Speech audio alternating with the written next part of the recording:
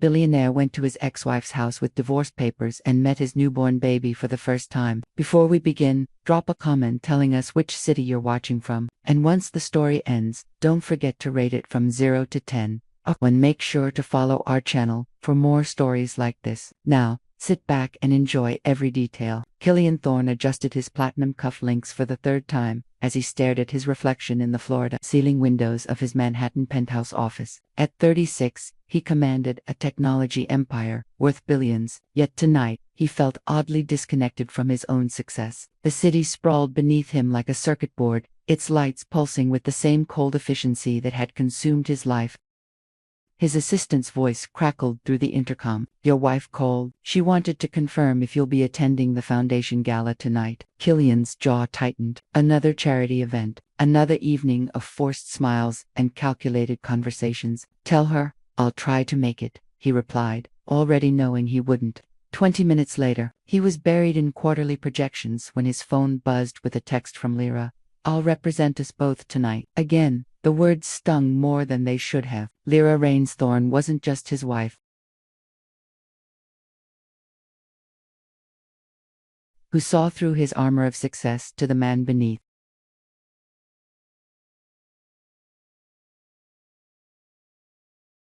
At their penthouse, Lyra stood before her vanity mirror, applying a shade of lipstick that reminded her of better times. Her reflection showed a woman of 28 with striking green eyes and auburn hair that caught the light like burnished copper. She wore an elegant navy dress that hugged her petite frame, but her smile felt practiced. "Hall, you look beautiful," Killian said from the doorway, his voice carrying a distance that hadn't been there 2 years ago when they'd exchanged vows. "Thank you. I assume you're not coming. I have the Morrison deal to review. It's worth $50 million. I know." Her eyes searching his face for any trace of the man who had once surprised her with midnight picnics on the rooftop. "It's always worth something, isn't it?" Killian loosened his tie, a gesture that once meant he was settling in for an evening with her. Now it simply meant he was getting comfortable for another night alone in his study. "The foundation will be fine without me. You're better at these things anyway." The words landed like a gentle slap. Lyra gathered her clutch and wrap, her movements measured and controlled. "I used to think you were just busy. Now I wonder if you simply don't care anymore." "Lyra, that's not fair." "True." She paused at the bedroom door. "When was the last time we had dinner together, Killian? Really together, not you answering emails between courses." He opened his mouth to respond, then closed it. She was right, and they both knew it. "I'll see you tonight," she said softly. "Or I won't." The grand ballroom of the Meridian Hotel buzzed with Manhattan's elite. Lyra moved through the crowd with practiced grace, accepting air kisses and making small talk about the foundation's latest initiatives.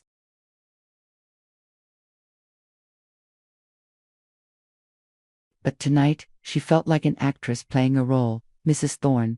A gentle voice interrupted her thoughts. She turned to find a man in his early 30s with kind brown eyes and an easy smile. "I'm David Chen from the Tribune. I was hoping to get a comment about your husband's latest acquisition." "I'm sorry, I don't discuss business matters," Lyra replied politely, but something in his expression stopped her from walking away. "Actually, I was more interested in the foundation's work. Your husband's company has been incredibly generous, but I suspect the real passion comes from you." For the first time that evening, Lyra's smile was genuine. "You're very perceptive, Mr. Chen." "David, please." "And it's not perception. It's obvious. You light up when you talk about the programs." "He lights up when he talks about market shares." Lyra laughed, a sound that had become rare in recent months. "That's probably the most honest thing anyone said to me all evening." They found themselves at a quieter corner near the bar, discussing everything from digital literacy programs to the challenges of bridging economic divides. David was intelligent, attentive, and most importantly, present in a way that made Lyra remember what it felt like to have someone's full attention. "You know," David said, accepting a glass of champagne from a passing server, "I interviewed your husband last month. Brilliant mind, clearly, but he seemed elsewhere." "He's always elsewhere," Lyra said, then immediately regretted the admission. She wasn't the type to air personal grievances to strangers, even charming journalists. I'm sorry, that was presumptuous of me. No, it's she paused, watching couples dance to the gentle jazz ensemble. Sometimes I think I married a ghost. It was at that precise moment that Killian Thorne walked into the ballroom. He had changed his mind about the Morrison deal, or rather, his conscience had changed it for him. Lyra deserved better than empty promises and absent apologies. He would surprise her, dance with her, remember why they had fallen in love in the first place. But as his eyes swept the crowd, searching for the familiar flash of auburn hair, he found something that stopped him cold. Lyra was laughing. Not the polite social laugh he had grown accustomed to, but the deep musical laughter that used to echo through their home. She was standing close to a man Killian didn't recognize, their conversation clearly intimate and engaging. The man leaned in to say something that made Lyra throw her head back with genuine delight, and Killian felt something dark and primal unfurl in his chest. Jealousy, raw, unexpected, and completely irrational. He watched as the stranger touched Lyra's arm lightly while making a point, saw how she didn't pull away, noticed how her entire posture had softened in a way it hadn't around him in months. When had he last made her laugh like that? When had he last given her his undivided attention? When had he last looked at her, really looked at her, instead of through her? The answers came like physical blows. Too long. Far too long. Killian stood frozen at the entrance of the ballroom, watching his wife come alive under another man's attention, and realized with devastating clarity that he was still desperately, completely in love with her. But he also realized something else. He might already be too late. What would you do if you suddenly realized you were losing the most important person in your life? Killian forced himself to move, weaving through clusters of donors and socialites who tried to catch his attention. His usual confident stride felt mechanical, each step deliberate as he approached the corner where Lyra stood with the stranger. Darling. The word came out rougher than intended as he placed a possessive hand on the small of Lyra's back. She turned, surprise flickering across her features before settling into careful composure. Killian, I wasn't expecting you.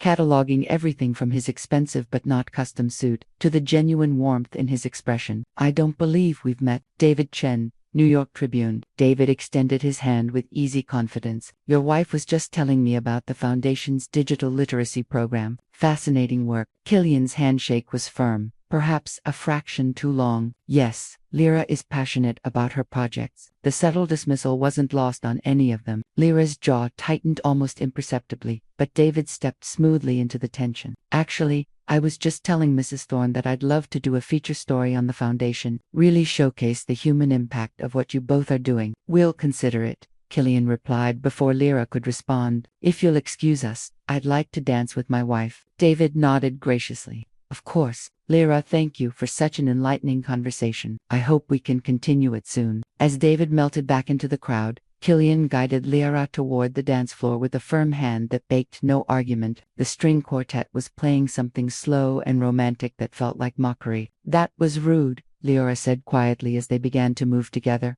muscle memory guiding them through steps they'd once performed effortlessly. Was it? Killian pulled her closer, inhaling the familiar scent of her perfume. Jasmine and vanilla, the same one she'd worn on their wedding day. I thought I was being a husband. You thought you were being territorial. Her voice was steady, but he could feel the tension in her frame. There's a difference. They moved in silence for several beats.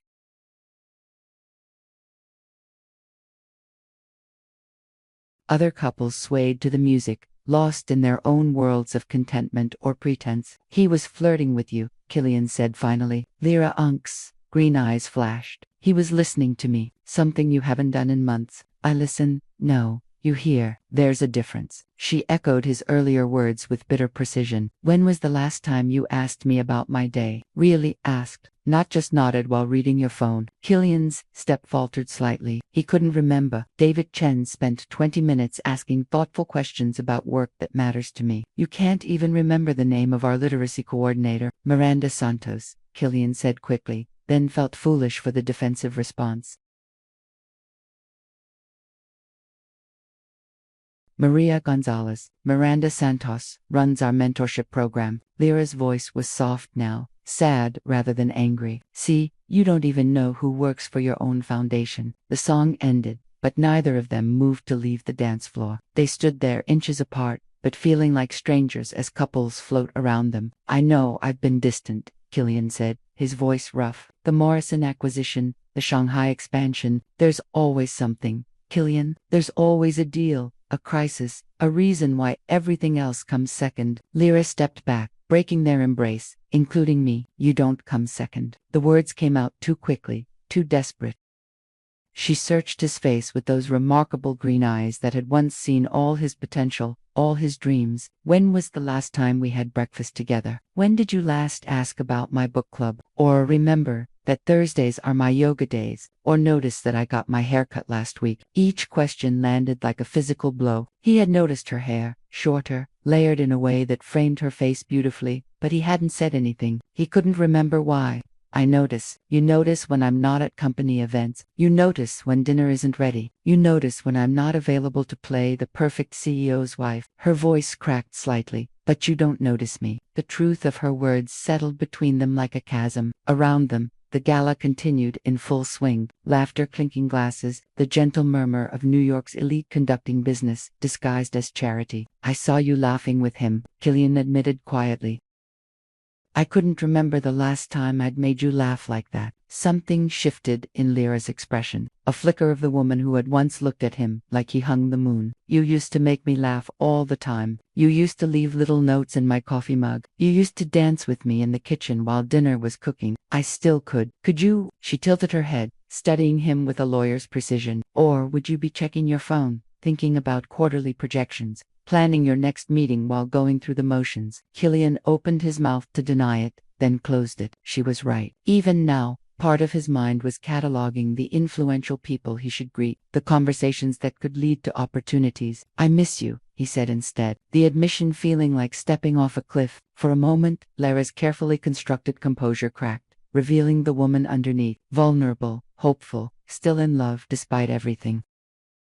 But missing someone who's standing right in front of you is the loneliest feeling in the world. The quartet began another piece, something livelier that encouraged couples to separate and rejoin. But Killian and Lyra remained still, locked in their bubble of painful honesty.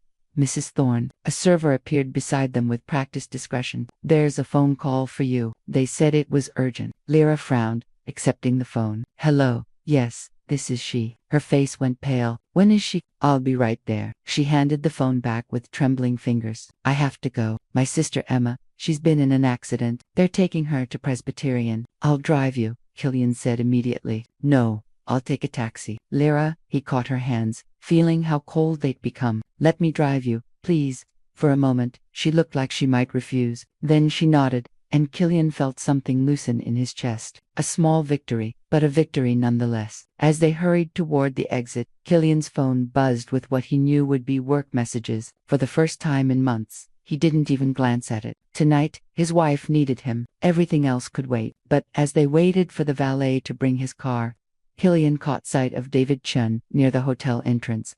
And the journalist's knowing look suggested that their evening was far from over. The elevator at Presbyterian Hospital moved with agonizing slowness as Killian and Lyra rode up to the trauma floor. The silence between them had shifted during the 20-minute drive through Manhattan traffic, less hostile now, united by shared concern for Emma. Lyra's hands were clasped tightly in her lap, her knuckles white against the navy fabric of her dress. She had changed from her heels into the emergency flat she kept in Killian's car, a practical habit from her days as a junior associate when crises demanded quick movement. "She's going to be okay," Killian said quietly, watching the floor numbers climb. "Emma's tough. Remember when she broke her wrist rock climbing and still finished the route?" A small smile tugged at Lyra's lips. She was 16 and showing off for that boy from summer camp. "What was his name?" "Trevor?" "Tyler," Killian corrected, surprising them both. "Tyler Morrison." He was terrified of her after that. The fact that he remembered made something warm unfurl in Lyra's chest. There had been a time when Killian knew every detail of her family's stories, when he could recall the names of childhood friends and the dates of important events. The elevator doors opened to reveal the controlled chaos of a trauma floor. Nurses moved with purposeful efficiency while families clustered in waiting areas, their faces etched with worry and hope in equal measure. Emma Raines Lyra approached the reception desk, her voice steady despite the fear in her eyes. "Room 314. She's stable," but the doctor will want to speak with you," the nurse replied with professional kindness. They found Emma propped up in bed, looking smaller than her usual vibrant self. At 25, she shared Laura's auburn hair, but had inherited their mother's blue eyes and stubborn streak. Her left leg was elevated in a cast, and butterfly bandages marked various cuts on her face and arms. Emma's face brightened despite the obvious pain. "You didn't have to leave your fancy party for me. Don't be ridiculous." Lyra rushed to her sister's bedside, carefully avoiding the 4 lines as she leaned in for a gentle hug. "What happened?" "Drunk driver ran a red light, T-boned my car at the intersection near my apartment." Emma's voice was hollow but determined. "My car's totaled, but I'm too stubborn to die." Killian stood back, watching the sisters' interaction with something that felt like nostalgia. Emma had always been wary of him, protective of Leora, in the way younger siblings often were. But tonight, she offered him a genuine smile. "Thanks for bringing her, Killian. I know you two were probably doing important, rich people things." "Nothing more important than this," he replied, meaning it.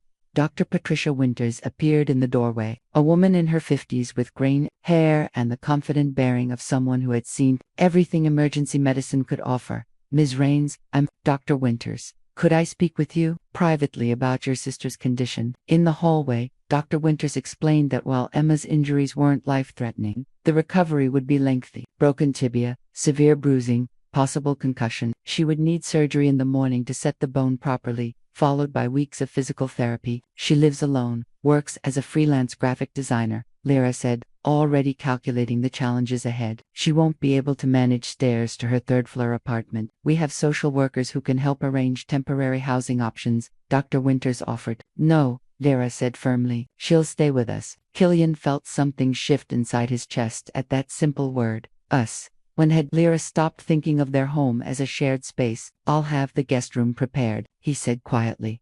Dr. Winters nodded approvingly. "Family support makes all the difference in recovery. We'll keep her overnight for observation. Then you can take her home after the surgery tomorrow." When they returned to Emma's room, she was fighting to stay awake despite the pain medication. "So," she said with drowsy determination, "are you two actually talking to each other, or just coordinating my care with professional courtesy?" Lyra and Killian exchanged a look, the first truly unguarded moment they'd shared in months. "We're talking," Lyra said carefully. "Good, because Lee's been miserable, and you've been an idiot." Emma's medication-induced honesty was brutal but effective. "She loves you, you know, even when she's furious with you," Emma, Lyra warned, but her sister was already drifting off. In the corridor outside Emma's room, Killian and Lyra found themselves alone again. The hospital's night shift had settled into its quieter rhythm, punctuated by occasional pages and the soft squeak of nurses' shoes on linoleum. "I should stay," Lyra said, settling into one of the uncomfortable waiting room chairs. "In case she needs anything, I'll stay with you." "You don't have to."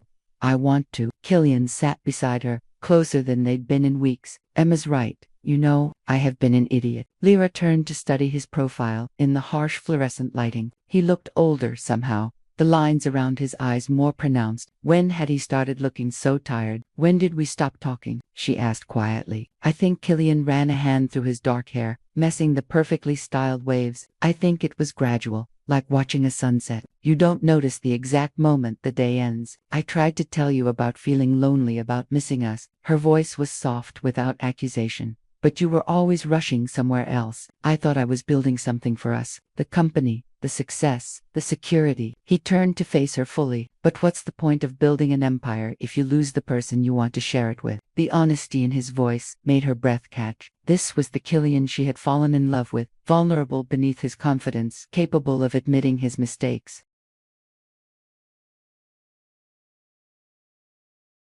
"I miss talking to you," she admitted, "about everything and nothing. I miss how you used to analyze movies with me, arguing about plot holes until 2 o'clock in the morning. I miss your terrible cooking experiments," Killian said with a slight smile. "Remember the salmon and chocolate sauce disaster?" "That was innovative cuisine," Lyra protested. But she was smiling too. "You ate every bite." I was trying to be supportive. "I think I lost feeling in my tongue for 3 days." Their laughter was quiet, mindful of the sleeping patients nearby, but it felt like rediscovering something precious they'd thought was lost forever. "Killian," Lyra said after a moment, her voice serious again, "what happened tonight with David?" "Nothing inappropriate occurred. He was just being kind. I know. Killian's jaw tightened slightly. But seeing you light up when he talked to you, seeing you interested and engaged, it made me realize how long it's been since I've given you my full attention. You were jealous. Terrified, he corrected. Terrified that I'd let someone else become the person who makes you smile. The admission hung between them, raw and honest. Around them, the hospital continued its nocturnal routine. But they were cocooned in their own world of tentative reconciliation. I don't want to lose you, Killian said quietly. I don't want to lose us. Leora reached for his hand, their fingers intertwining with familiar ease. Then don't. They sat in comfortable silence, hands linked, watching the empty corridor as night deepened into dawn. For the first time in months, neither of them checked their phones. But as the first rays of sunlight began to filter through the hospital windows, Lyra felt a wave of nausea that had nothing to do with the antiseptic smell or her sister's accident. She had been feeling queasy for days, attributing it to stress and irregular meals. Now, as she calculated dates and symptoms, a different kind of fear began to bloom in her chest. 3 weeks later, the Thorn penthouse had transformed into something resembling a real home. Emma's presence had brought an energy that had been missing. Her art supplies scattered across the dining table, her laughter echoing from the guest room during video calls with clients, her stubborn independence forcing both Killian and Leora to work together in ways they hadn't in months. Killian found himself coming home earlier, ostensibly to check on Emma's recovery, but really to experience the warmth that had returned to their space. He would arrive to find Lyra helping Emma with physical therapy exercises, or the three of them debating movie choices for their evening entertainment. Your husband makes terrible popcorn, Emma announced from her position on the couch, her casted leg propped on pillows. Too much salt, not enough butter. I'll make a note in his performance review, Lyra replied, curled in the opposite corner. With a cup of herbal tea that had become her new preference, Killian emerged from the kitchen with a fresh bowl. My popcorn is perfectly calibrated for optimal flavor distribution. That's the most CEO thing you've ever said about snack food. Emma laughed. Lee, how do you live with this corporate robot? He has other redeeming qualities, Lyra said, accepting the bowl with a smile that made Killian's chest tighten with familiar warmth. They had been rebuilding slowly, carefully. Conversations over breakfast, shared responsibilities for Emma's care, moments of unexpected tenderness. Yesterday, Killian had found Lyra asleep on the couch with a book spelled across her chest, and instead of waking her, he had covered her with a throw blanket and dimmed the lights. But tonight, something was different. Lyra seemed distracted, distant in a way that reminded him uncomfortably of their recent troubles. Earth to Lee, Emma said, waving a hand. You've been staring at that tea for 5 minutes. What's wrong? Nothing, Lyra said quickly. Just tired. Killian studied his wife's profile in the lamplight. She had been tired frequently lately, going to bed earlier and struggling to wake in the mornings. He had attributed it to the stress of Emma's accident and the emotional work of rebuilding their relationship. Maybe you should see Dr. Martinez, he suggested. Make sure you're not coming down with something. I'm fine, Lyra insisted. But her voice carried an odd note that made both Killian and Emma look at her more closely. The next morning, Killian left early for a breakfast meeting with potential investors from Singapore. When he returned home around noon, he expected to find Leora working in her home office and Emma sketching in the living room. Instead, he found Emma alone, looking uncharacteristically serious. Where's Lyra? He asked, setting down his briefcase. She went to see her doctor. Emma's tone was carefully neutral. She should be back soon. Something in her expression made Killian's stomach tighten with unease. Is she sick? You should ask her when she gets back. Before Killian could press for more information, he heard Lyra's key in the lock. She appeared in the foyer, her face pale and her hands trembling slightly as she hung up her coat. Hey, she said softly, offering a wan smile. How was your meeting? Fine, Emma said. You went to the doctor. Are you feeling okay?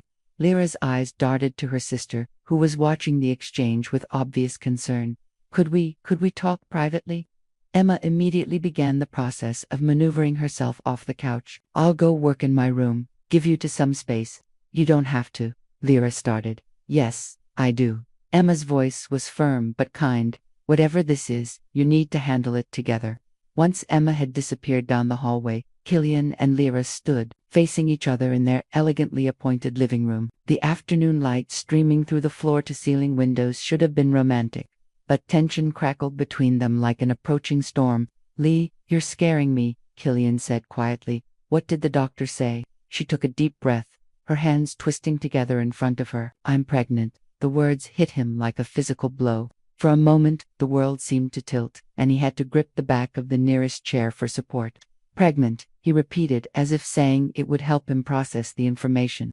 About 7 weeks. Dr. Martinez thinks. Lyra's voice was steady, but he could see the uncertainty in her eyes. I know this isn't ideal timing with everything that's been happening between us. 7 weeks. Killian's mind was racing, calculating backwards. 7 weeks ago, they had barely been speaking to each other. Their physical relationship had been almost non-existent, reduced to the occasional perfunctor kiss goodnight, except for that one night, the night after the quarterly board meeting when he had come home frustrated and exhausted, and she had been waiting up with a glass of wine and genuine concern about his stress levels. They had talked until late. Really talked. And then the night you waited up for me, he said softly. After the Morrison deal hit that snag, Lyra nodded. I think so. That night had felt like a glimpse of their old selves. Passionate, connected, completely present with each other. It had given him hope that they could find their way back to each other. How do you feel about it? He asked carefully. Terrified, she admitted, but also happy. I know that doesn't make sense given where we are, but it makes perfect sense. Killian moved closer, his initial shock giving way to something deeper and more complex. A baby. I know, it complicates everything.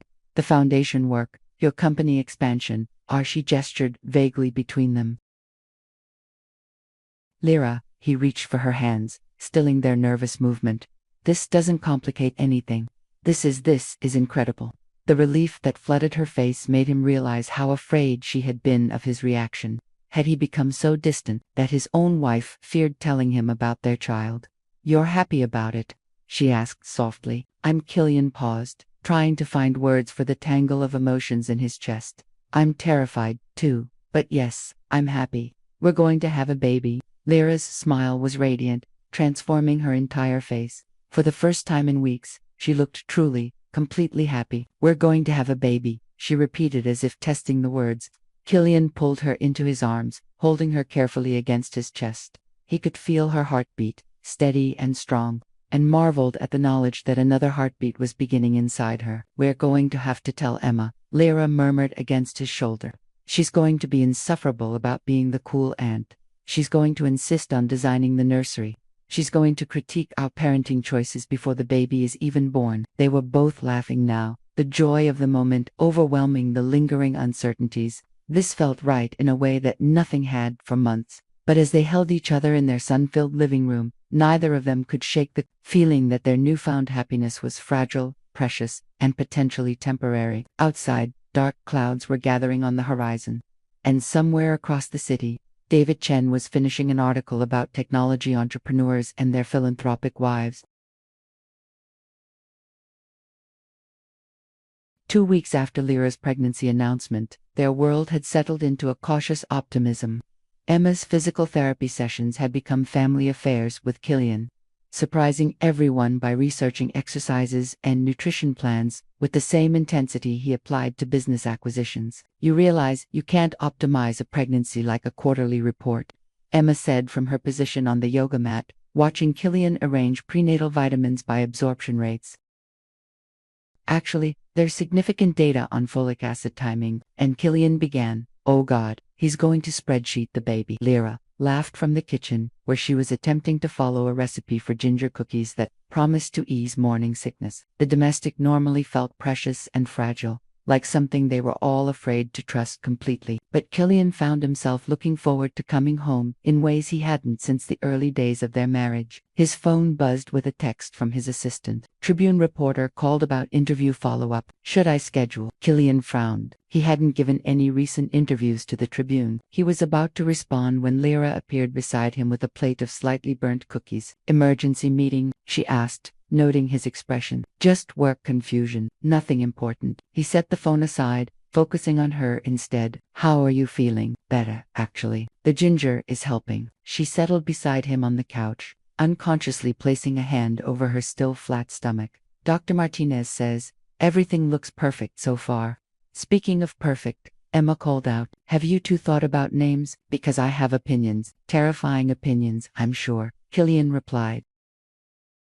They spent the evening in easy conversation, debating everything from nursery colors to childproofing strategies. It was the kind of planning session that felt like building a future together, brick by careful brick. The next morning, Killian's carefully constructed piece shattered with a phone call from his publicist. "Killian, we have a problem." Rebecca Chen's voice was tight with stress. "Have you seen today's Tribune?" "No." "Why?" He was in his office preparing for the day's meetings, assuming the call was about routine media management. "There's an article about you and Lyra, specifically about the Foundation Gala." The reporter painted a picture of marital discord. Killian's blood turned cold. "What reporter?" "David Chen. He attended the gala, apparently had extensive conversations with your wife. The article suggests she was seeking comfort from other men due to your neglect." The words hit him like physical blows. Killian pulled up the Tribune's website, his hands surprisingly steady as he navigated to the article. "Behind the Charity Smile, When Success Costs Marriage" by David Chen.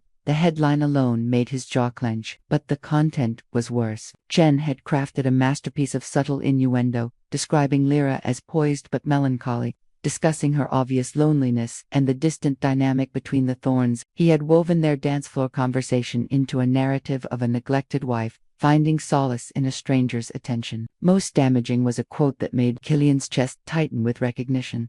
Mrs. Thorne confided that she sometimes feels married to a ghost, suggesting a profound disconnection in what appears to be one of New York's power couples. The quotes are accurate. Rebecca's voice cut through his spiraling thoughts. "She said that to him," Killian confirmed quietly. "But the context doesn't matter. The narrative is already spreading. By noon, every gossip blog in the city will have picked this up." Killian closed his laptop, his mind racing through damage control scenarios. "Schedule a statement. We'll clarify that." "Killian," Rebecca's voice was gentle but firm, "a statement will only draw more attention. The best thing you can do right now is go home to your wife." He was already reaching for his jacket. The elevator ride to their penthouse felt eternal. Killian's mind churned through possible conversations, explanations, damage control strategies, but when he opened the door, he found Lyra sitting at the kitchen island with the newspaper spread in front of her, her face pale and her hands shaking. Emma was beside her, one protective hand on her sister's shoulder. "What's wrong?" Lyra looked up when Killian entered, her green eyes bright with unshed tears. "Did you see it?"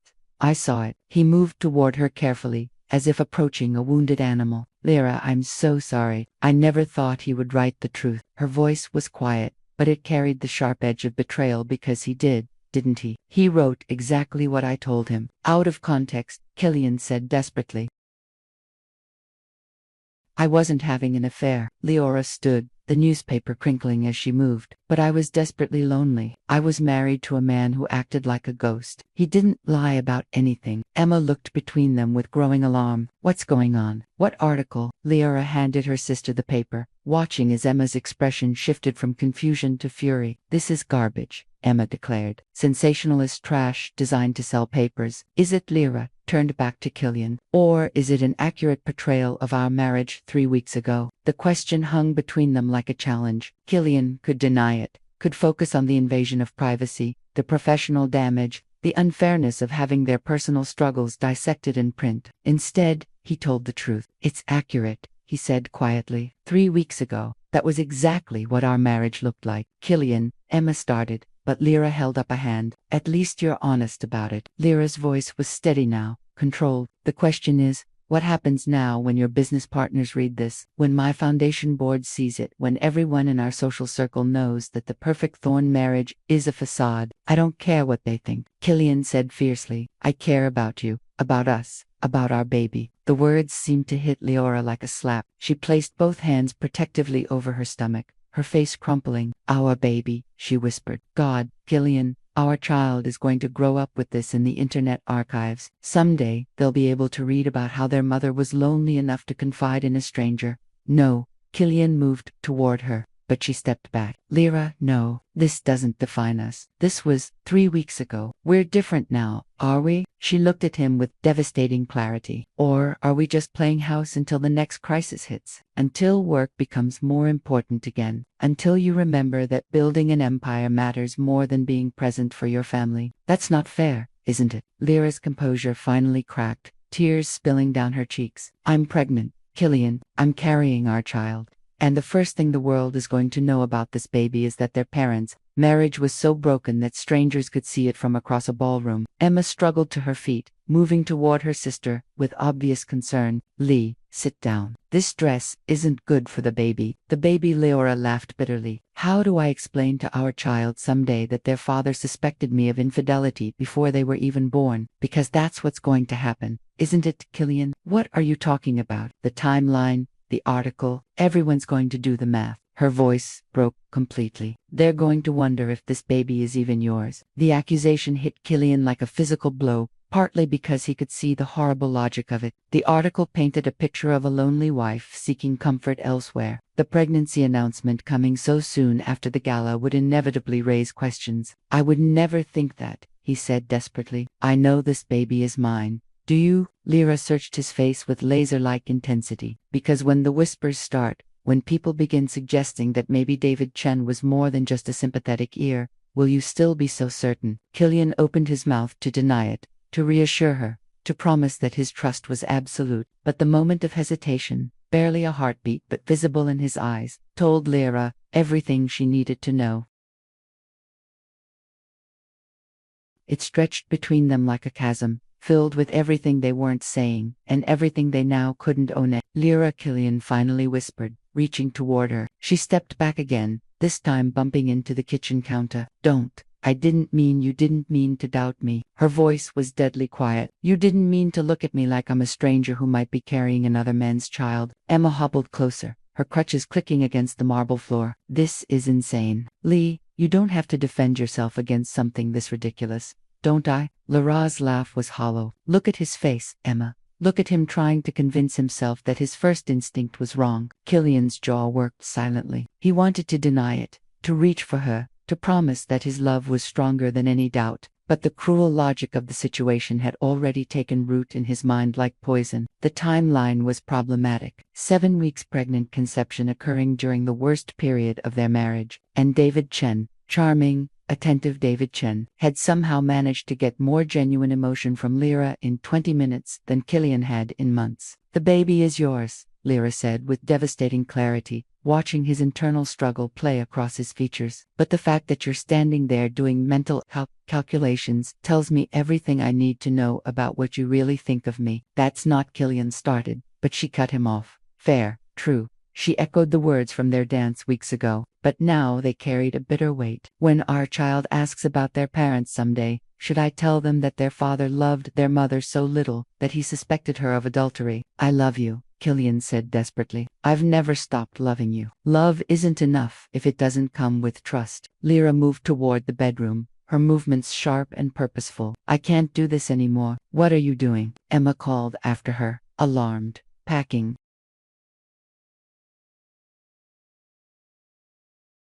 The word hit Killian like a physical blow. He followed her down the hallway, finding her in their walk-in closet, pulling clothes from hangers with mechanical precision. Don't leave, he said. Please, we can work through this. Can we? Lyra didn't look at him, focused on folding a sweater with unnecessary care. Can you work through, wondering if every milestone, every feature? I don't suspect. You hesitated. She finally turned to face him, tears streaming down her cheeks. When I asked if you trusted me completely, you hesitated. That hesitation is going to poison everything between us. Killian watched helplessly as she packed essentials into an overnight bag. Each item that disappeared felt like another piece of their life together being dismantled. Where will you go? He asked quietly. My mother's until I can find a place of my own. Laura, please. He reached for her hands, stilling their movement. I made a mistake. One moment of doubt doesn't erase everything we've rebuilt, doesn't it? She looked down at their joined hands. You spent months treating me like I was invisible. Then, the moment another man showed me basic human kindness, you decided I was capable of betrayal. What does that say about how you see me? The question hung between them, unanswerable because they both knew the truth of it. Killian's doubt hadn't come from nowhere. It had come from his own guilt, his own knowledge of how badly he had failed her as a husband.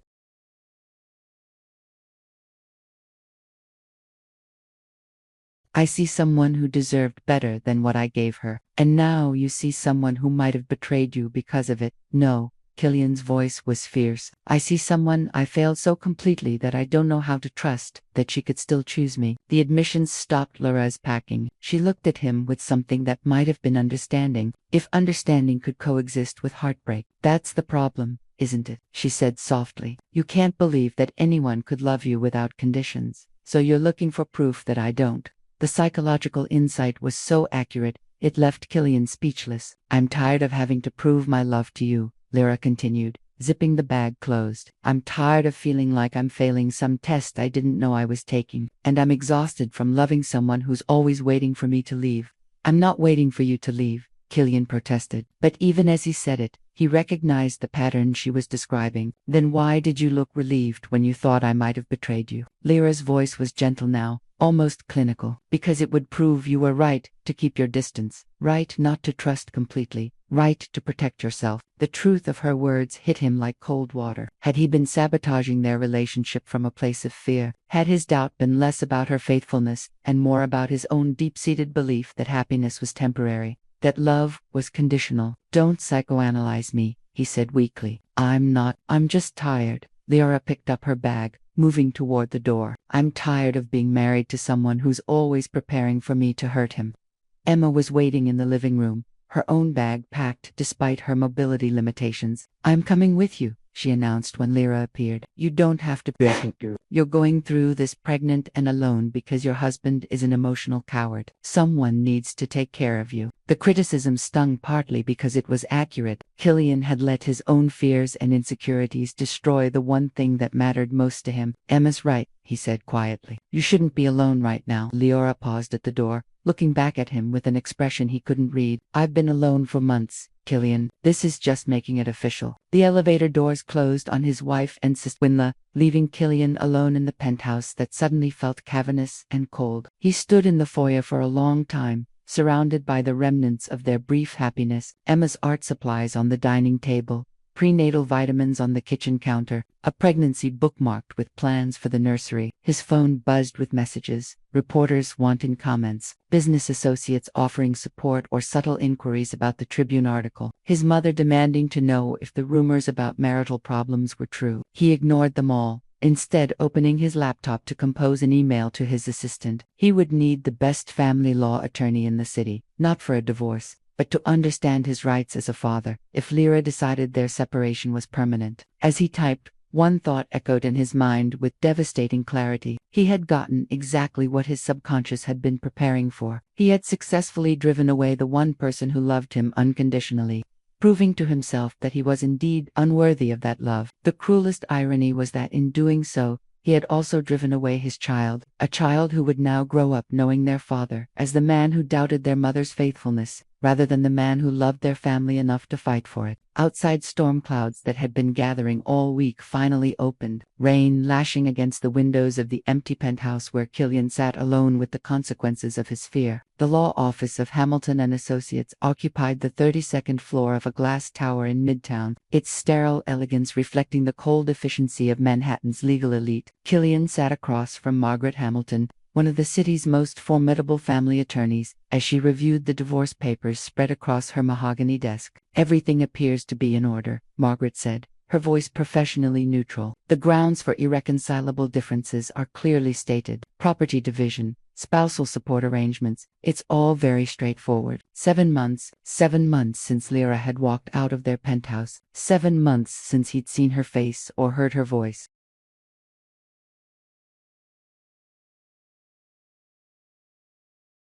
The only question, Margaret continued, is whether you want to proceed with service. We can have these delivered by courier, or no. Killian's voice was sharp. I'll deliver them myself. Margaret's eyebrows rose slightly. That's unusual, and potentially confrontational. Are you sure that's wise? Killian stared at the papers that would legally end his marriage. After months of Emma's careful updates about doctor's appointments and Lyra's health, he knew the baby was due any day now. His child, because, despite everything, despite his fears and suspicions, he knew in his heart that the baby was his. She deserves to hear it from me, he said finally, not from some stranger with legal papers, Mr. Thorne.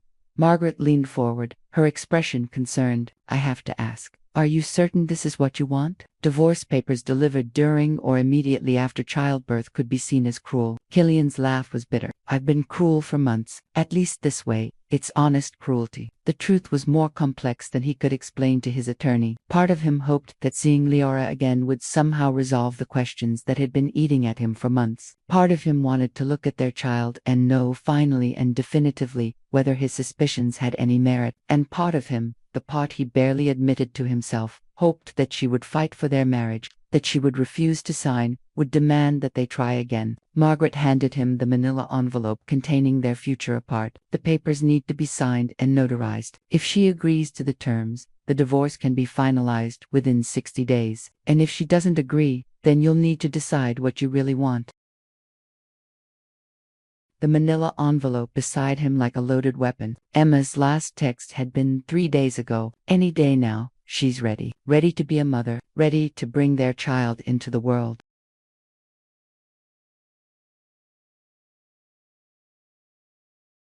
Eleanor Raines's house looked exactly as he'd imagined. Charming, welcoming, the kind of place where children grew up feeling loved and secure, the kind of place his own childhood had lacked, where emotional warmth mattered more than financial success. He sat in his car for nearly 20 minutes, the envelope growing heavier in his hands. Once he knocked on that door, once he handed Leora these papers, there would be no going back. Their marriage would be over, legally and finally. But wasn't it already over? Hadn't died 7 months ago when his doubt had proved stronger than his trust.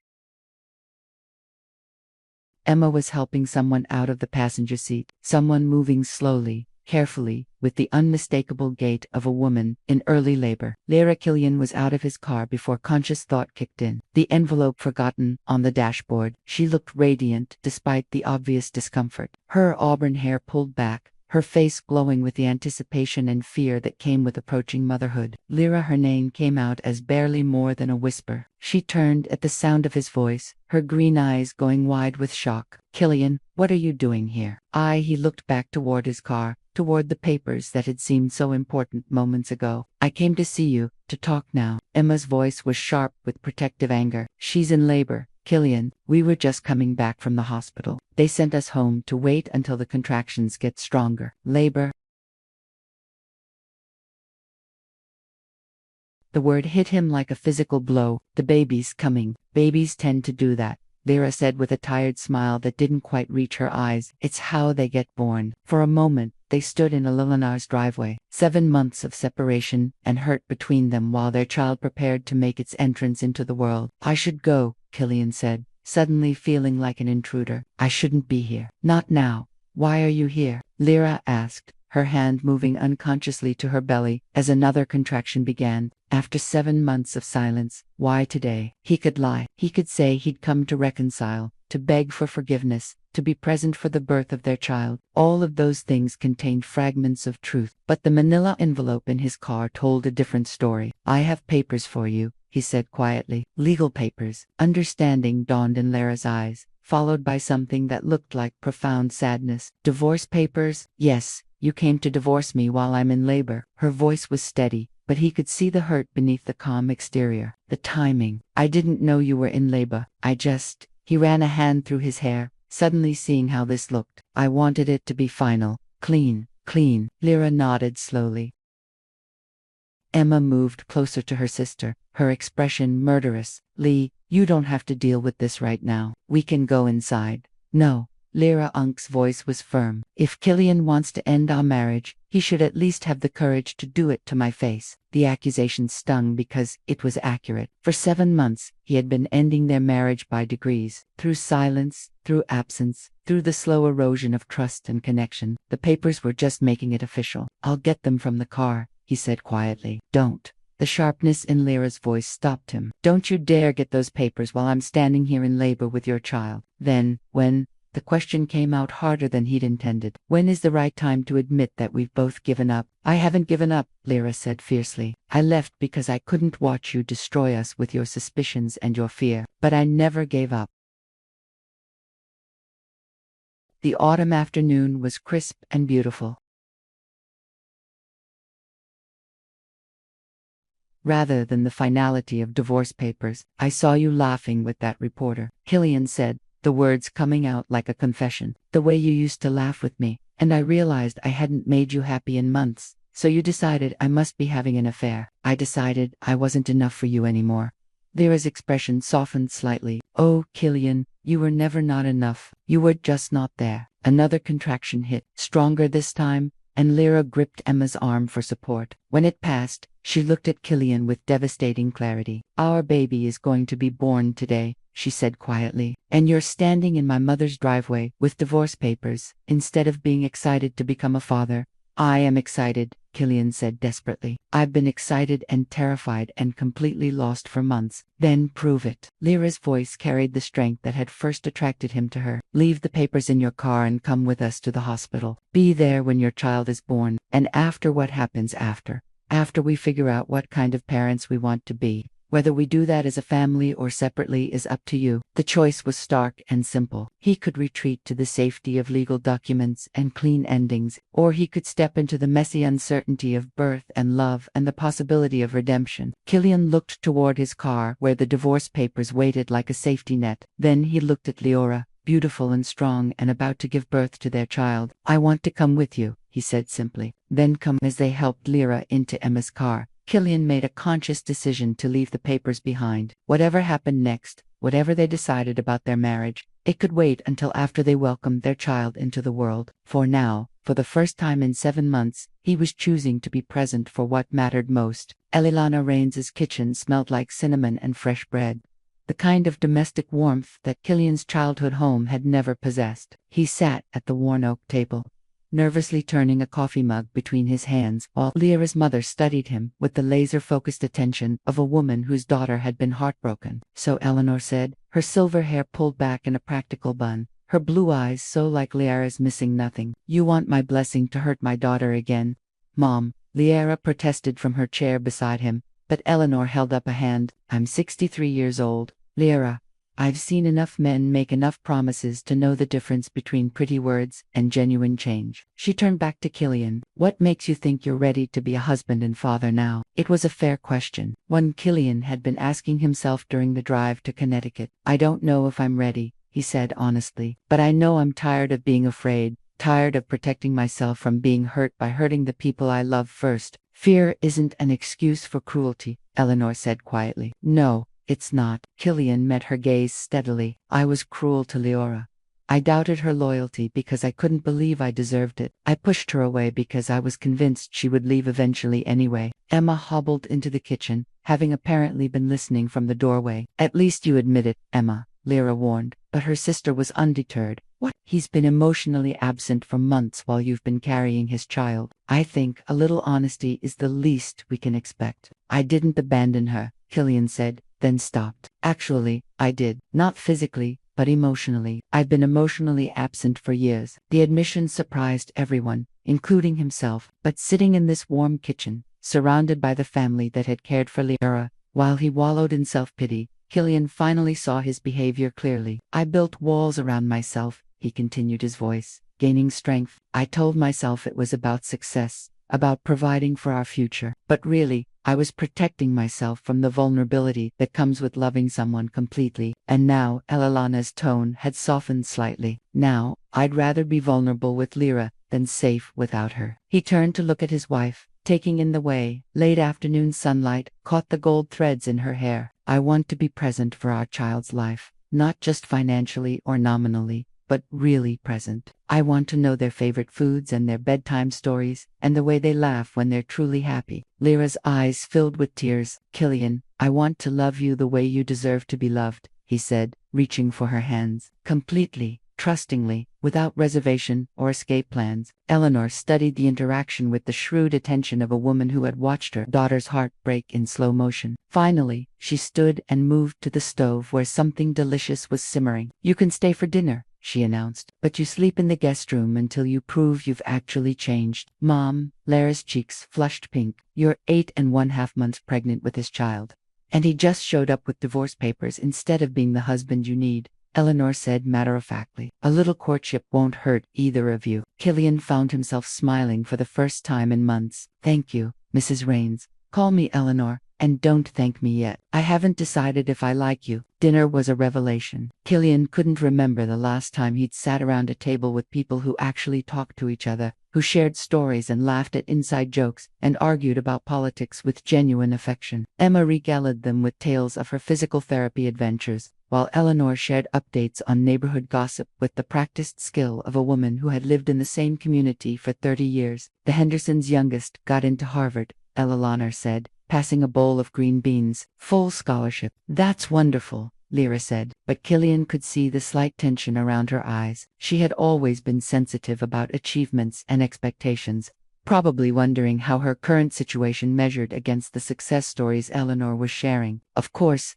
they're worried sick about him being so far from home, Eleanor continued. Sarah Henderson cried for an hour when he called to tell them the news. Why? Killian asked, genuinely curious. Because she's going to miss him, Elena said, as if it were obvious. Because watching your children grow up and leave is the hardest part of being a parent, even when it's what you want for them. The comment hit differently than Killian had expected. He thought about his own parents who had celebrated his achievements, but had never seemed to struggle with his independence. Had they missed him when he left for college, for business school, for his new life in Manhattan? Or had they been relieved to have successfully raised a self-sufficient child? What about your parents? Emma asked, echoing his thoughts. Are they excited about becoming grandparents? Killian set down his fork carefully. I haven't told them yet. The silence that followed was deafening. You haven't told them? Lyra's voice was very quiet. I was waiting until he trailed off, realizing how awful the truth sounded. Until you decided whether you wanted to be involved in the baby's life. Eleanor's tone had returned to its earlier sharpness. No, until I knew if Lyra would let me be involved. The distinction felt important, but judging by the expressions around the table, it wasn't. But you. Lyra's voice carried a note of warning. Killian, this is your child. I never said you couldn't be involved, but you left. I left because you didn't trust me, not because I wanted to keep you away from our baby. She struggled to stand, her movements awkward with the weight of pregnancy. The back porch overlooked Elelana's garden, where autumn flowers bloomed in carefully tended beds. Killian found Lyra there, sitting on the swing that probably dated back to her childhood, her hands resting on her belly. You hurt me again, she corrected. Do you really think I would use our child as a weapon against you? No, the answer came without hesitation. I think I've been so afraid of being hurt that I've been interpreting everything you do as potential abandonment. Lyra was quiet for a long moment, the swing creaking gently as they moved back and forth. I was going to tell them after the baby was born. When I knew, he stopped, realizing how it sounded. When you knew if it was really yours. The question hung between them like a ghost. Killian had told himself the timing was about reconciliation, about not getting his parents' hopes up if things didn't work out between him and Lyra. But underneath, the ugly truth remained. Some part of him had still been harboring doubt. I know the baby is mine, he said quietly. I've known it all along, even when I pretended I didn't. Because admitting the baby was mine meant admitting I was the kind of man who could drive away his pregnant wife over his own insecurities.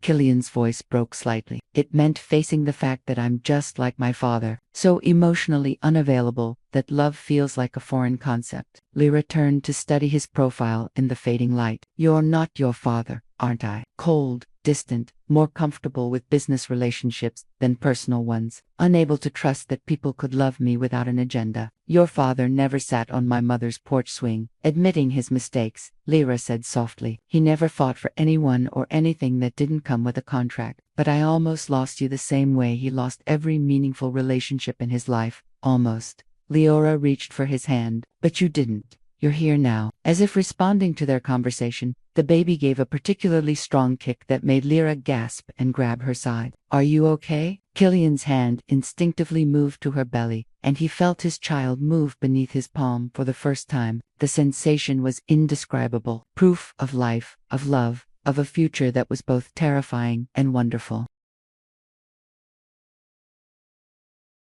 That's our baby, Lyra whispered, covering his hand with hers. Our baby. He repeated the words, feeling like a prayer. They sat in the gathering twilight, feeling their child move between them, and for the first time in months, Killian allowed himself to hope that it wasn't too late to become the man his family deserved. 3 days later, Killian woke to the sound of urgent voices downstairs. He had been staying in Eleanor's guest room, a small space with floral wallpaper and photographs of Lyra's childhood that made him ache with tenderness for the girl who had grown into the woman he had almost lost. "Mom," called Dr. Martinez. Lyra Unk's voice carried up the stairs, tight with controlled panic. "The contractions are getting stronger."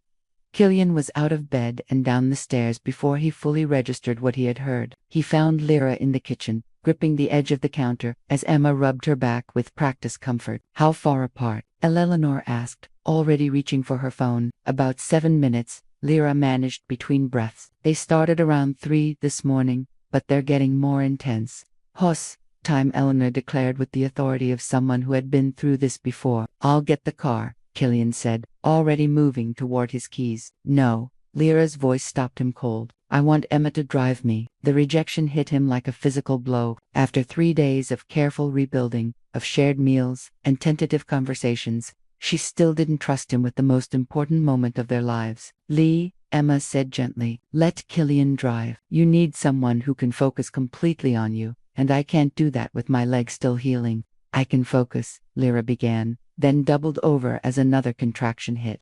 Emma's voice was firm but kind. "This is his child, too. Let him be part of this." Eleanor appeared with an overnight bag that had apparently been packed for weeks. "The three of you can sort out transportation logistics in the car. This baby isn't going to wait for relationship negotiations." The drive to the hospital was a blur of traffic lights and increasingly frequent contractions. Killian gripped the steering wheel, hyper-aware of every bump in the road while trying to project calm competence. In the passenger seat, Lyra breathed through contractions with the focused intensity of someone who had been preparing for this moment for months. "You're doing great," he said during a lull between contractions, catching her eye in the rearview mirror where Emma sat with her. "Don't patronize me," Lyra snapped, then immediately looked apologetic. "I'm sorry. I know you're trying to help." "You don't have to apologize for being in labor," Killian said with a slight smile. "I think you're allowed to be a little irritable." "A little," Emma muttered from the back seat. "Lee, remember when you threw your pregnancy pillow at me yesterday because I suggested you might want to consider an epidural?"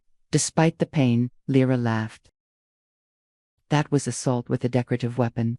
The familiar banter between the sisters eased some of the tension in the car, reminding Killian of what he had missed during their months apart. This easy intimacy, this ability to find humor even in stressful moments. It was what made Lyra's family feel like home in a way his own never had. At the hospital, everything moved with controlled efficiency. Lyra was admitted quickly, settled into a birthing suite with monitors and IVs that made the reality of the situation suddenly concrete. Their baby was coming today. "I need to call my parents," Killian said when they had a quiet moment between medical staff visits. Lyra nodded, though she looked nervous. "What are you going to tell them?" "The truth, that I'm about to become a father and I should have told them months ago." He squeezed her hand. "That I've been an idiot, but I'm trying to do better." The phone call was brief and awkward, conducted in the hallway outside Lyra's room. His mother's shocked silence spoke volumes, while his father's clipped questions about timing and logistics avoided any emotional territory entirely. "We'll be there tomorrow," his mother said finally, "to meet our grandchild." "Good,"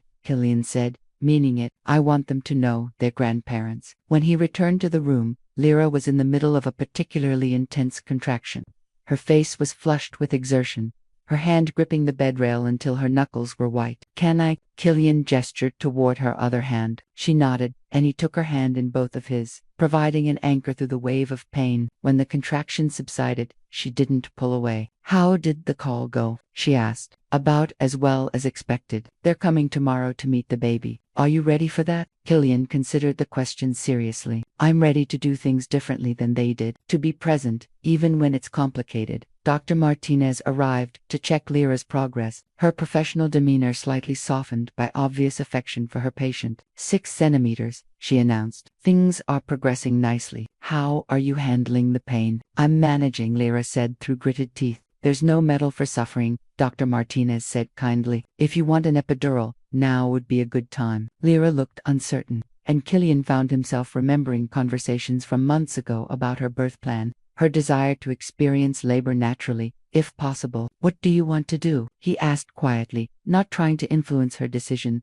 but making it clear that whatever she chose would be supported. I want to wait a little longer, Lyra decided. See how much stronger they get. Okay, we wait. The next few hours passed in a blur of increasing intensity.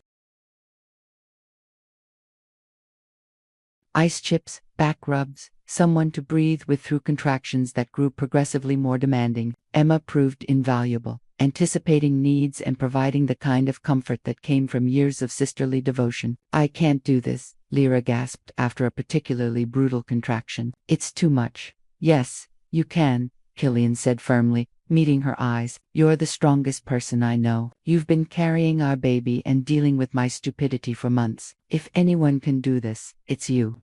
Easy for you to say, she panted. You're not. Another contraction cut off her words. You're right, Killian acknowledged when she could focus again. I can't do this for you, but I can do it with you.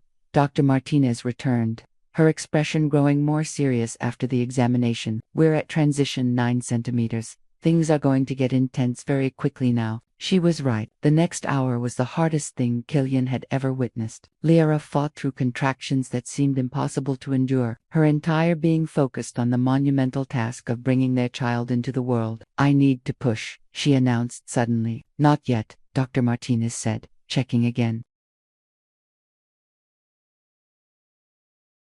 Almost, but not quite. I need you to breathe through the next few contractions without pushing. I can't. Yes, you can. Killian moved closer, his face level with hers. Look at me. Breathe with me. They breathed together through 3 more contractions that had Lyra gripping his hand hard enough to leave marks. When Dr. Martinez finally gave permission to push, Killian felt his world shift into sharp, urgent focus. I can see the head, Dr. Martinez announced. One more big push, Leora. With a sound that was part roar, part prayer, Leora gave everything she had to bringing their child into the world. It's a boy. Dr. Martinez's voice was jubilant as she lifted a small, perfect form covered in birth fluids and indignation. The baby's cry filled the room, strong and healthy and absolutely beautiful. He's perfect, Killian whispered, tears streaming down his face as he looked at his son for the first time. Dr. Martinez placed the baby on Lyra's chest, and Killian watched his wife transform into someone even more radiant than he had thought possible. Hi, baby, Lyra whispered, her voice breaking with exhaustion and joy. We've been waiting so long to meet you. The baby quieted at the sound of her voice, his dark eyes, Killian's eyes, seeming to focus on his mother's face with newborn intensity. He knows you, Killian said in wonder. He should. We've been talking to each other for months. Leora looked up at Killian, her face glowing with happiness and love. Do you want to hold him? With careful hands that shook slightly, Killian accepted his son. The baby was smaller than he had expected, but felt substantial in a way that made his chest tighten with fierce protectiveness. Hello, little one, he whispered. I'm your daddy. I know I haven't been around much, but I'm here now. I'm not going anywhere. As if responding to his voice, the baby's tiny hand grasped Killian's finger with surprising strength. What should we call him? Lyra asked softly. They had discussed names months ago before everything fell apart, but those conversations felt like they belonged to different people. Ezra, Killian said without hesitation. Ezra James Thorne. Ezra, Lyra repeated, testing the sound. I like it.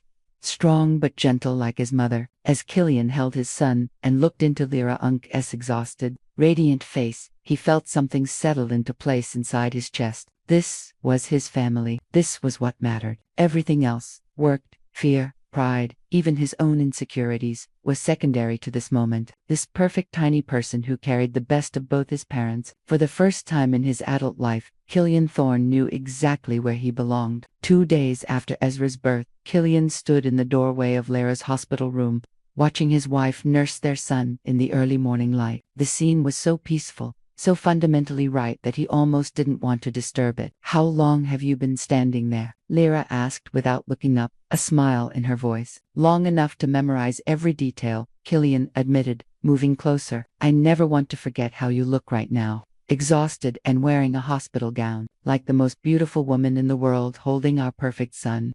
Ezra had finished eating and was making the small, contented sounds that newborns made when they were settling into sleep. His dark hair was starting to show traces of auburn, and when he opened his eyes, they held the same intelligent depth as his mother's. Your parents will be here soon, Lyra said, shifting Ezra to her shoulder to burp him. I know. Are you ready for that? Are you? It was a fair question. Richard and Catherine Thorne were formidable people. Brilliant, successful, and emotionally reserved in ways that had shaped Killian's own struggles with intimacy. The thought of them meeting Ezra, of trying to bridge decades of careful distance, felt both necessary and terrifying. I've been thinking about what kind of father I want to be, Killian said, settling into the chair beside Lyra's bed. What kind of husband I want to be. And what did you decide? Present, even when it's uncomfortable, even when I don't know what I'm doing, even when it would be easier to hide behind work or fear or pride. Lyra studied his profile as he watched their son. That's a big promise. It's the only promise that matters. A soft knock interrupted their conversation. Emma peeked around the door, her arms full of coffee cups and what appeared to be homemade muffins. Emergency caffeine delivery, she announced. Mom sent blueberry muffins because she's convinced hospital food will compromise Lee's milk supply. Your mother is a treasure, Killian said, accepting a coffee gratefully. She likes you better now, Emma said with characteristic directness, though she's still reserving final judgment until she sees how you handle sleepless nights and dirty diapers. Fair enough. Another knock.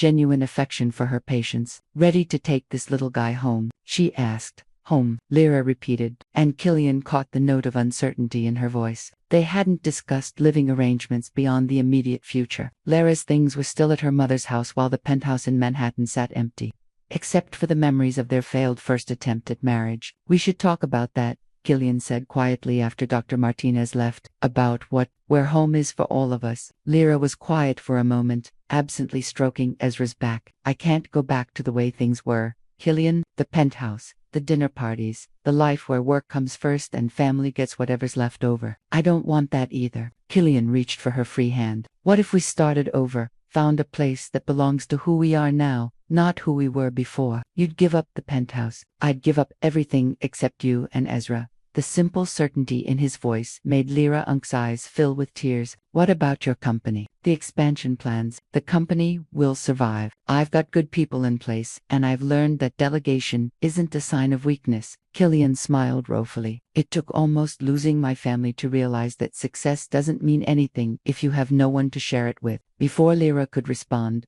voices in the hallway announced the arrival of the elder Thornes. Catherine Thorne appeared first, her silver hair perfectly styled despite the early hour, her expression carefully controlled as she took in the scene. Killian.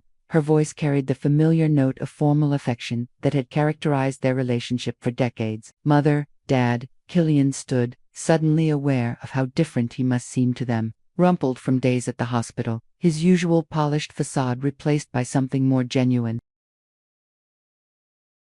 His tall frame and austere features making him seem more like a business associate than a new grandfather. But when his eyes fell on Ezra, something shifted in his expression. This is Ezra, Killian said, his voice soft with pride. Your grandson. Catherine approached the bed with cautious steps, as if she wasn't sure of her welcome. Lyra, dear, how are you feeling?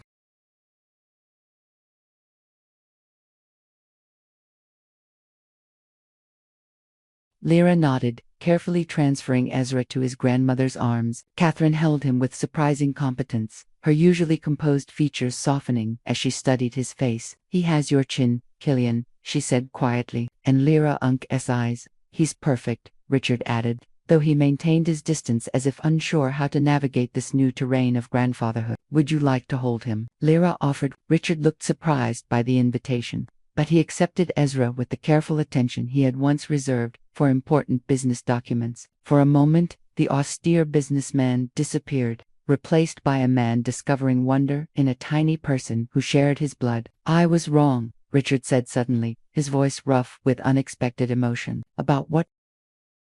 About priorities, about what makes a successful life. Richard's eyes remained fixed on Ezra's face. I spent your childhood thinking that providing financial security was the same as being a good father. I missed everything that mattered. The admission hung in the air like a revelation. Catherine's eyes filled with tears while Killian felt years of resentment and misunderstanding begin to shift into something more complex. You can do better with him, Richard continued, finally looking at his son. Be present in ways I never was. I plan to, Killian said simply. Good. Richard's smile was tentative, but genuine. He deserves better than I gave you. Catherine moved closer to her husband and grandson, creating a tableau that felt both foreign and hopeful. We'd like to be involved, she said carefully, in his life, in your lives, if you'll have us. Lyra looked at Killian, seeing in his face the same cautious hope she was feeling. We'd like that, too. The next few hours passed in a blur of paperwork, car seat installation, and the surreal experience of walking out of the hospital as a family of 3. Killian drove with exaggerated care while Lyra watched Ezra's every breath from the back seat. Where to? Killian asked as they reached the end of the hospital driveway. Your mother's, Lyra said, for now, while we figure out what comes next. Together, Killian said, catching her eyes in the rearview mirror. As they drove through the Connecticut countryside toward Eleanor's house, Ezra sleeping peacefully in his car seat, Killian felt a profound sense of completion. This wasn't the ending he had planned or even imagined, but it was better than anything he could have designed. He was no longer the man who had doubted his wife's faithfulness out of his own fear.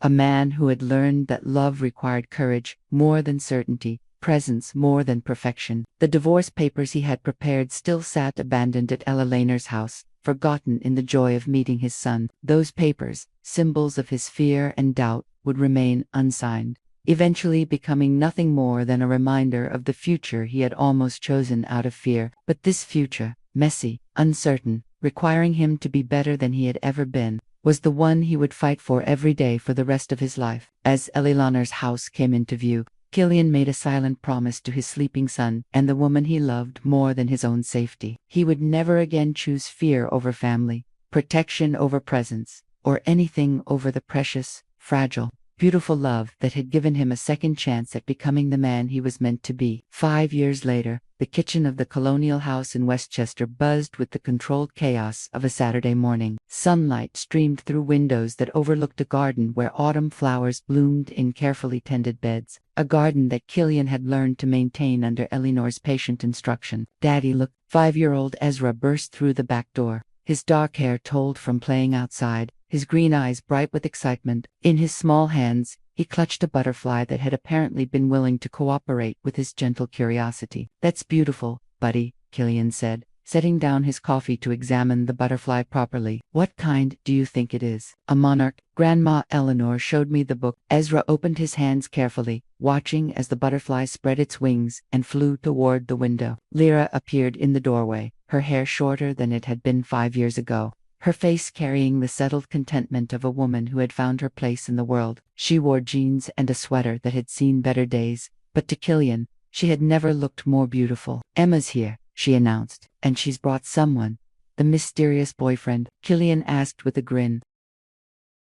Lyra confirmed, who is apparently a pediatric surgeon and doesn't know what he's getting himself into. Emma's laughter echoed from the front hallway, followed by a deeper voice that suggested her companion was indeed present and accounted for. She appeared in the kitchen moments later, practically glowing with happiness, her arm linked through that of a tall man with kind eyes and the slightly overwhelmed expression of someone meeting the full force of the Rains family for the first time. Everyone, this is Dr. James Mitchell, Emma announced with obvious pride. James, this is my sister Lyra, my brother-in-law Killian, and the infamous Ezra. Hi, Ezra said with the uninhibited friendliness of a child who had grown up surrounded by love. Are you going to marry Aunt Emma? Lyra laughed, but James took the question in stride. I'm hoping she'll say yes when I ask her properly, he replied with a smile that made Emma's cheeks flush pink. When? Ezra demanded with 5-year-old directness. Ezra James Thorne, Killian said with mock sternness. What have we talked about regarding personal questions? That some things are private, Ezra recited dutifully. But Aunt Emma tells me everything anyway. Not everything, Emma protested, then caught sight of her nephew's skeptical expression. Okay, most things, but this is different. The doorbell rang, announcing the arrival of the elder Thornes, who had become regular fixtures in their lives over the past 5 years. The transformation of Killian's parents from distant figures to doing grandparents had been gradual but genuine, marked by Sunday dinners, bedtime story readings, and Richard's surprising talent for building elaborate toy castles. Grandpa Ezra raced toward the front door, his earlier butterfly forgotten, in favor of his grandfather's arrival. "There's my boy." Richard's voice carried the warmth that had taken years to develop, but now came naturally. "Did you finish the puzzle we started last week?" "Mostly. Daddy helped with the hard parts." Killian followed the conversation as it moved into the living room. Watching his father engage with Ezra in ways that still sometimes surprised him, Catherine had proven equally devoted, though her affection manifested in more practical ways: piano lessons, art supplies, and a college fund that she had started the day after Ezra's birth. "He's so different," Lyra said quietly, moving beside Killian as they watched the family chaos unfold. "Dad, she slipped her arms around his waist from behind. 5 years ago, you would have been checking your phone by now, thinking about work." It was true. The Killian of 5 years ago would have been mentally reviewing Monday's meetings, answering emails, finding reasons to step away from the domestic scene. This Killian had learned to be present in a way that still occasionally surprised him. "Different how?" he asked, though he suspected he knew the answer. "Happy. Really, genuinely happy. Like you've stopped waiting for the other shoe to drop." The insight was accurate. Somewhere in the past 5 years, Killian had stopped living in anticipation of loss, and had learned to trust in the permanence of love. It hadn't been easy. Moments when the weight of parenthood and marriage had felt overwhelming, but they had navigated each challenge together, building something stronger than what they had lost. "The company's doing well," Killian said, settling back against her. "The restructuring worked. I've got good people in place, and you're home for dinner every night." "And I'm home for dinner every night," he confirmed. It had been a conscious choice, scaling back his direct involvement in the day-to-day operations of Thorne Technologies. He remained chairman of the board and major shareholder, but he had promoted trusted colleagues to handle the demands that had once consumed his life. "No regrets?" Lyra asked.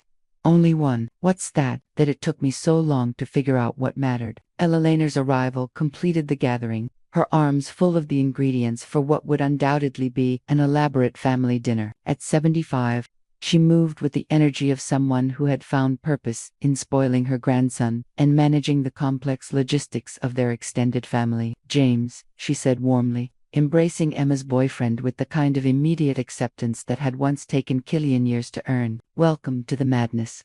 "Thank you for having me," James replied, and Killian could see him beginning to understand what Emma had tried to explain about her family's particular brand of loving chaos. Dinner was served in the dining room that had once belonged only to Eleanor, but now served as the heart of their combined households. The conversation flowed between Emma's work as a freelance designer, James' stories from the pediatric ward, Elena's updates on neighborhood politics, and the elder Thorne's plans for their upcoming trip to visit Catherine's sister in California. "Will you bring me something from California?" Ezra asked his grandparents. "What would you like?" Catherine asked indulgently. "A seashell, a big one that sounds like the ocean when you hold it to your ear." "I think we can manage that," Richard said, with the kind of smile that had become natural over the years. After dinner, as the adults lingered over coffee and Ezra played with building blocks on the living room floor, Killian found himself studying the scene with something approaching disbelief. This was his life now, messy, complicated, full of people and noise and love.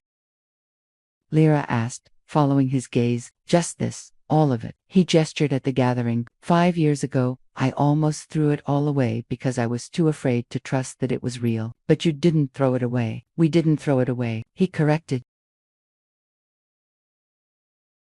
"And now I know that love isn't something that happens to you. Especially when it's hard." As the evening wound down and family members began the ritual of gathering coats and saying goodbyes, Ezra climbed into Killian's lap with the boneless trust of a tired child. "Daddy," he said sleepily, "will you tell me the story about how you and Mommy fell in love?" It was a favorite bedtime request, though Killian suspected that Ezra was more interested in delaying sleep than in hearing the familiar tale. Once upon a time, Killian began settling his son more comfortably. There was a man who thought he had everything he needed. He had a big company and a fancy apartment and more money than he could spend. But he was lonely, Ezra added, having heard the story many times before. But he was very lonely, until one day he met a beautiful woman. who showed him that having everything doesn't matter if you don't have someone to share it with. And then what happened? Then the man made some mistakes, big ones. He forgot to pay attention to the people he loved most, and he almost lost them because he was too afraid to believe that love could last. But it did last, Ezra said with 5-year-old certainty. It did last because love isn't just a feeling, it's a choice. And every day your mommy and I choose to love each other and to love you. Even when you argue, especially when we argue, because that's when choosing love is hardest and most important. Ezra considered this with the seriousness that children brought to life's big questions. I choose to love you too, Daddy. I'm very glad, Killian said, his throat tight with emotion, because you're the best thing that ever happened to me. As Lyra tucked Ezra into bed and Killian cleaned up the remnants of their family gathering, he reflected on the journey that had brought them to this moment. The scared, angry man who had once sat in a lawyer's office preparing for custody battles felt like a stranger now. Later, as he and Lyra settled into their own bed in the house they had chosen together, a house with a garden and good schools and enough space for the family they were still building, Killian pulled his wife close and marveled at the simple miracle of her presence. I love you, he said into the darkness, words that had become both prayer and promise. I love you too, she replied, her voice carrying 5 years of shared struggles and triumphs. Outside their window, the Connecticut countryside settled into autumn silence. In the room down the hall, their son slept peacefully, dreaming whatever dreams 5-year-olds dream. And in their bed, Killian and Lyra held each other with the quiet confidence of people who had learned that love, when chosen daily and protected fiercely, could indeed last forever. The man who had once been too afraid to trust in happiness had learned to not only accept it,